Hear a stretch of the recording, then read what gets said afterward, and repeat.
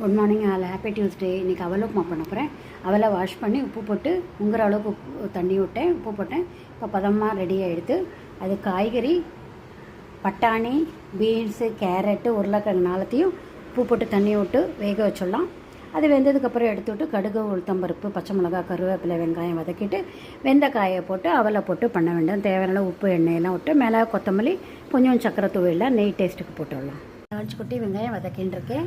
இப்போ காயை வேக வச்சாச்சு. இது வதங்கினோடனே அதில் போட்டுட்டு அப்புறம் அவல் போடலாம். வெங்காயம் வதங்கின அப்புறம் மொத்த காய்கறி வேக வச்சதெல்லாம் போட்டுட்டு இப்போ இந்த அவலை பதமாக ஒரு இடத்துல இதை போட்டுருவேன். டேஸ்ட்டுக்கோசரம் கொஞ்சம் மிளகு ஜீரா அப்படியே சக்கரை நெய்யெல்லாம் போட்டிருக்கு. நல்லா வதங்கினதுக்கப்புறமா ஒரு கலரிடலாம். இப்போது அப்புறம் மேலே கொத்தமல்லி தூவிட்டா ரெடி ஆகிடும். சுவையான வெஜிடபிள் அவல் உப்புமா ரெடி எடுத்து இந்த மெத்தடில் செஞ்சு பாருங்கள். சூப்பராக டேஸ்ட்டாக இருக்கும்.